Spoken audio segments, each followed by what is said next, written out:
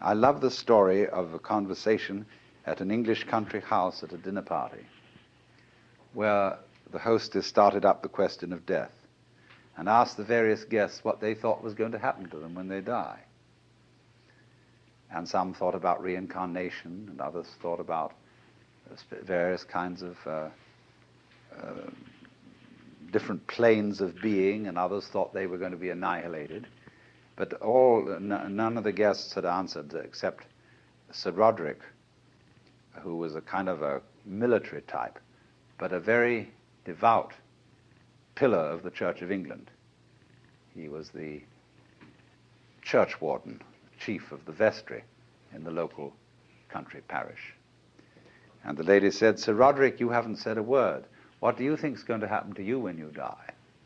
"Oh," he said, "I am perfectly certain that I shall go to heaven and enjoy everlasting bliss, but I wish you wouldn't indulge in such a depressing conversation."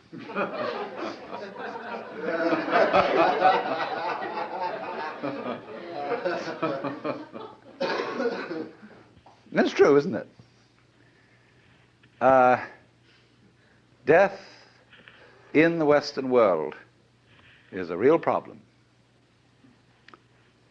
We hush it up. We pretend it hasn't happened. Our morticians, who are very smart commercial operators, know exactly what's expected of them. And they make death just awful by pretending it doesn't happen. See what happens. You go to a hospital and you're at the end. You've got terminal cancer.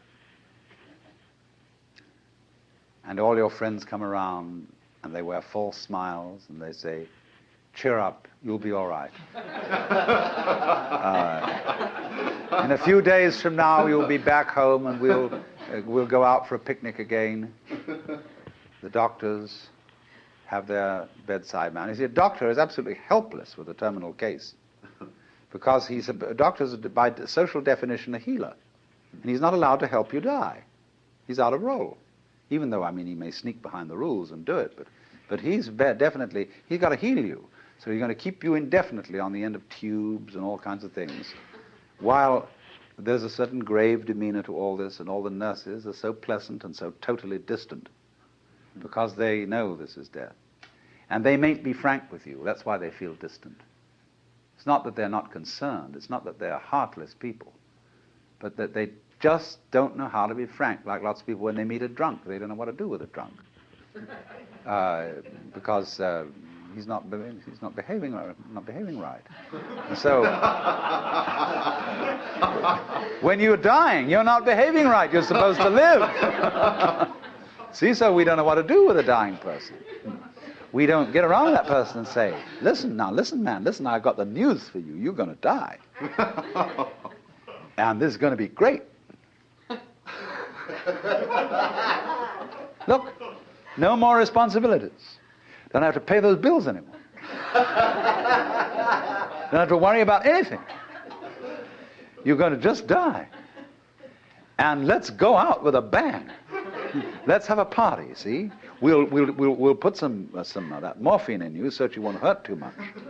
But we're going to prop you up in bed, and we're going to bring all our friends around, and we're going to have champagne, and you're going to die at the end of it, see? And it's going to be just marvelous. It's like being born, see? When we had birth problems, see, all women used to think that birth had to be painful. It was good for them. It was one of the things you had to suffer because you'd been screwing around with people, and therefore you had to have a child, and it's got to hurt. And then the doctors got together and they scratched their heads, and a man called Grantley Dick Reed said, "No, birth doesn't hurt, it's natural." All we've got to do is to talk these women into the idea that it doesn't hurt, that all these so-called pains are just tensions, and that birth is great. It's not a disease. It's not really something you ought to go to hospital for, because you associate hospitals with diseases and sickness. Birth isn't sickness. All right, now let's do some new thinking. What about death? Is death sickness? Or is it a healthy, natural event like being born? Of course it is. So, I mean, a little change in social attitude about this will fortify everybody else. I mean, if I'm alone and all my relatives are going, and kind of pretending to me, it's going to be hard for me. I've got to challenge the whole bunch of them and get my dander up and say, listen, damn you, I don't want all this thing around here. You've got to take a different attitude about my death. Well, that's hard. But if everybody helps me, and we do, we're all one body, if they all come around and say, congratulations, you're going to die. Liberation. Liberation now, you see. Because just before you die, I mean, look, I know very well a skillful priest handling a person dying can do this for them. But he has to talk very, very, very straight. And he has to say, listen, these doctors, don't you pay any attention to them. They're trying to amuse you and deceive you. You're going to die. This isn't terrible. But it's just going to be the end of you as a system of memories. And so you've got a great chance right now, before it happens, to let go of everything. Because you know it's going to go, and it is going to help you. It's going to help you let go of everything. So if you have any possessions left, give them away. Give everything away. And if you have anything to say that is you felt that you ought to say before you die, and that you're kind of hanging on to and it's bothering you, say it. I mean, I don't mean necessarily a last confession, but say it said that Adlai Stevenson, shortly before he died, said that he had been making a monkey of himself because he didn't agree with the government's policy about something or other. You know, he had to get that off his chest because he had a little thought in the back of his mind that things were catching up with him. You see? So the moment comes when this thing called death has to be taken completely, not as some ghastly accident, something that all the friends are going to stay away because you're awful. I mean, sometimes people, when they die, are in a very unpleasant physical condition. They don't smell good, they don't look good, and so on. But an enormous amount can be done with scientific methods to make things reasonably tidy from a purely sensory point of view.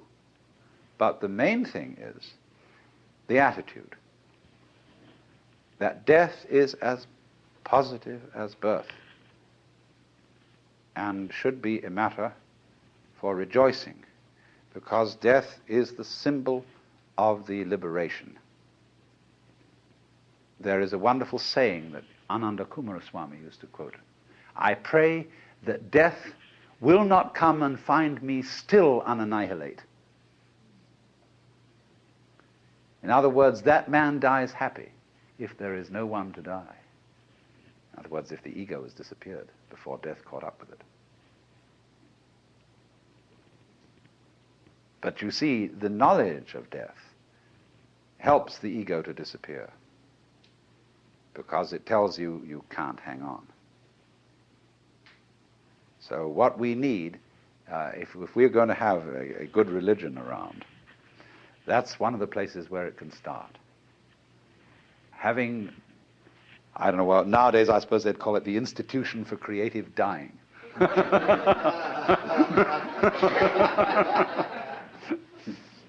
But something like that.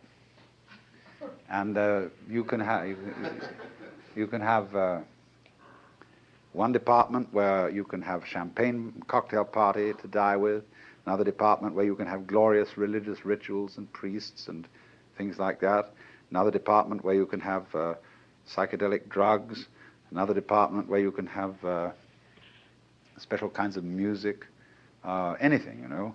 All these arrangements will be provided for in a hospital for delightful dying. But that's the thing, to go out with a bang instead of a whimper.